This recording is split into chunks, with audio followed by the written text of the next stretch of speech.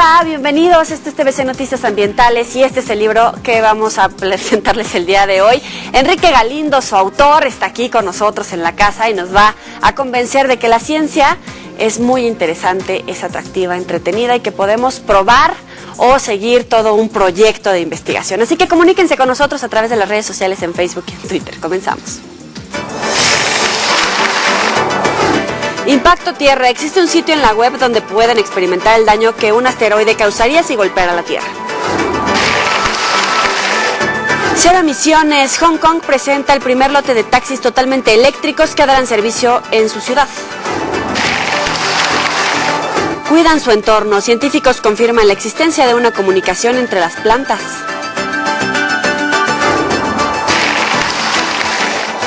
Intoxicados. Caballos de carreras dieron positivo en el esteroide anabolizante estanosol. Abejas soldados. En Croacia, unos científicos adiestran abejas para encontrar minas.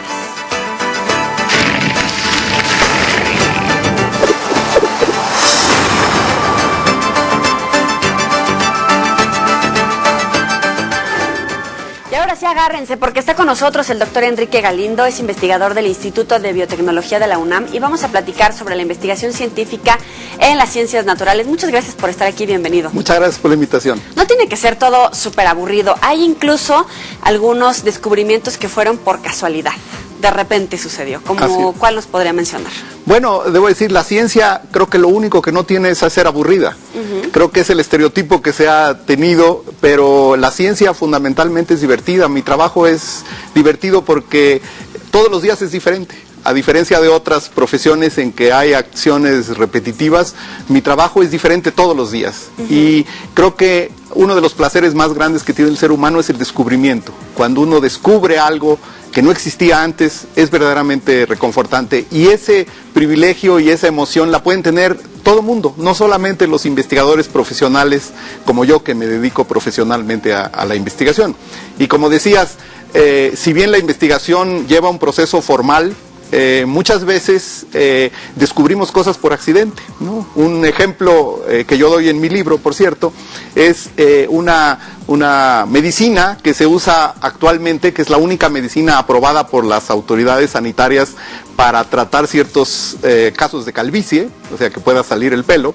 Originalmente fue una medicina que se estaba tratando para tratar padecimientos cardíacos, y en el transcurso de la investigación observaron, algunos médicos observador, vio que curiosamente algunos de los pacientes que estaban tratando les empezaba a salir pelo, ¿no? Algunos de los pacientes eran calvos y en algunos casos les empezaba a salir pelo. Entonces, él pudo no haberse dado cuenta de esto, sin embargo se dio cuenta y llevó a cabo un proceso formal para ver si esta medicina que se estaba probando para una cosa servía para otra. Y bueno, la historia terminó con que esta medicina no se aprobó para su uso con el que originalmente se habían pensado, sino para otra aplicación que no andaban buscando los médicos, pero que tuvieron la intuición y la formalidad de después hacer pruebas muy rigurosas para saber, por ejemplo, que verdaderamente tenía este efecto, ¿no? Que no era el efecto que se estaba buscando. Pero la ciencia no siempre es así. Hay algunos casos, y estos es solamente un ejemplo.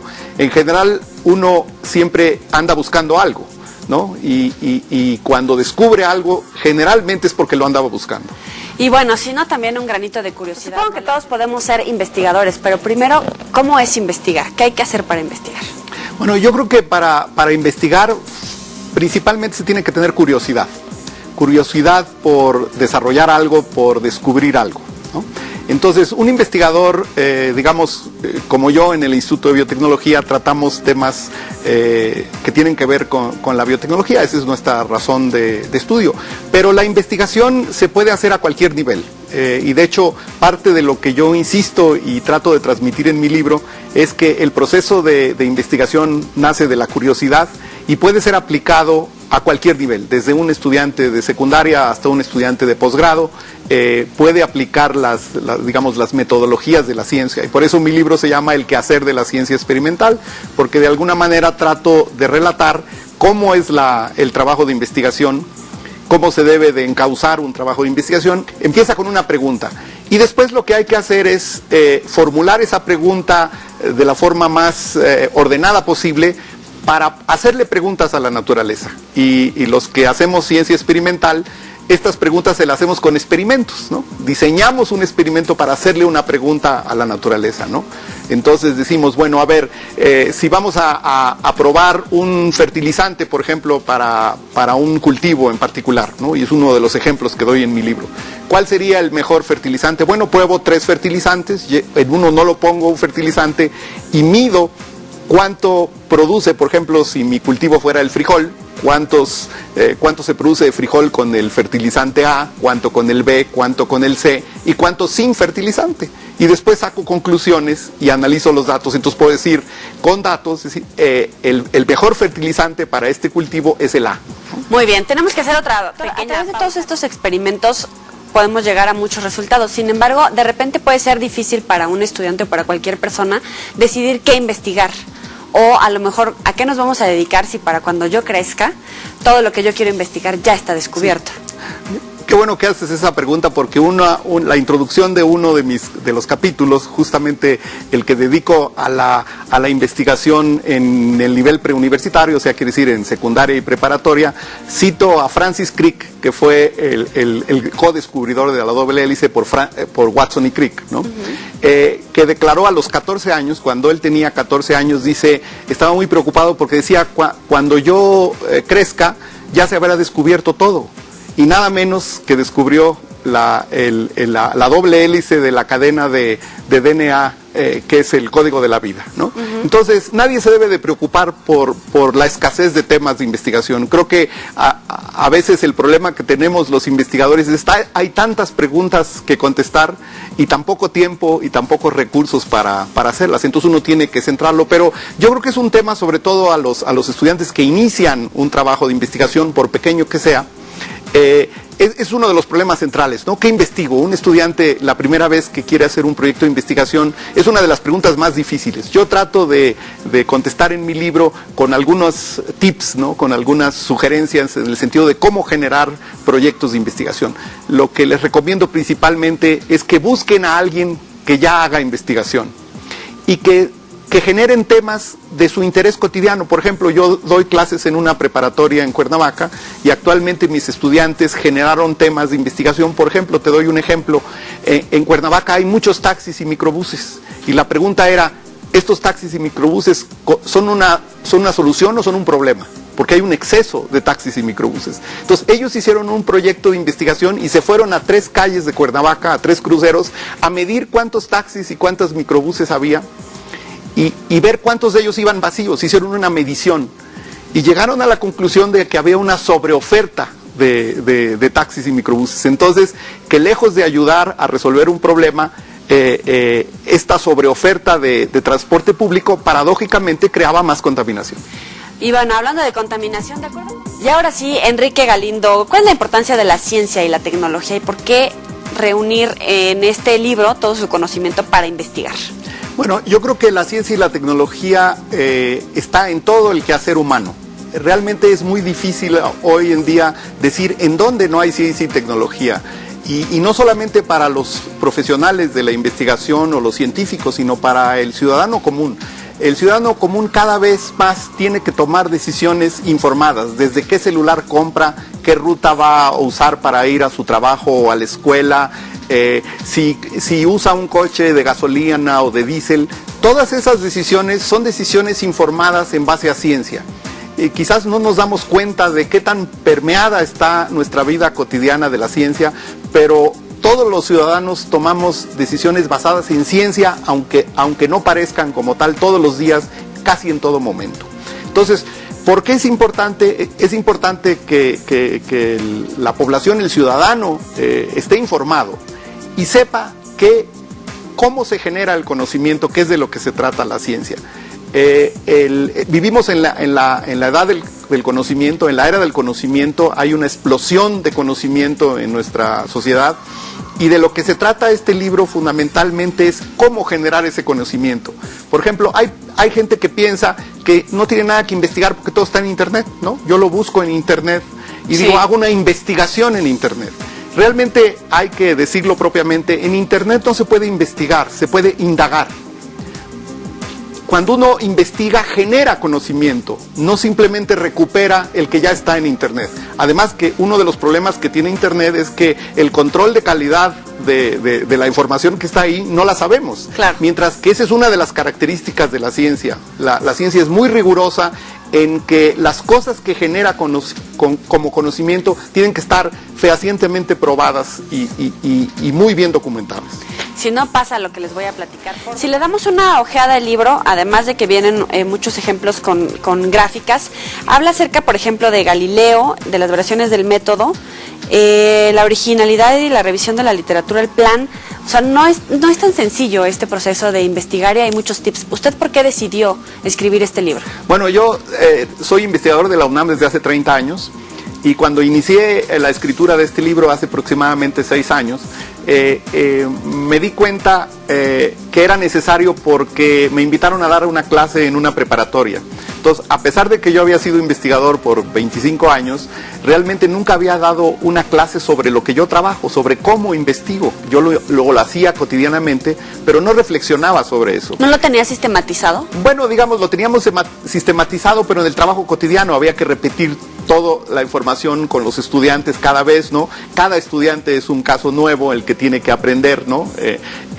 Pero nunca había dado una materia como tal, que es la materia de metodología de la investigación a nivel preparatoria. Entonces, eso me hizo ver que había una necesidad de un texto porque curiosamente había muchos otros textos, pero no para las ciencias naturales, para las ciencias sociales, económico-administrativas, pero no para las ciencias naturales que tienen ciertas características y sobre todo en aquellas en donde decía tenemos que hacer experimentos para medir cosas y hacerle preguntas a la naturaleza. Biología, química, física, principalmente ecología, por supuesto. Matemáticas. Matemáticas también, sí, aunque digamos es una ciencia analítica principalmente, ¿no? Las matemáticas forman una parte fundamental para analizar los datos. En el tema de la literatura es cierto que hay que investigar, pero ¿cómo le hacen para no irse con la finta y entonces no refritear, sí, no piratearse o no decir pues ya lo saben todo? Bueno, yo creo que cito una frase de Víctor Hugo que dice los hombres que no conocen su pasado están condenados a repetirlo. Lo que quiero decir es que uno, para ser original en un trabajo de investigación, y puede ser a nivel de secundaria, ¿no?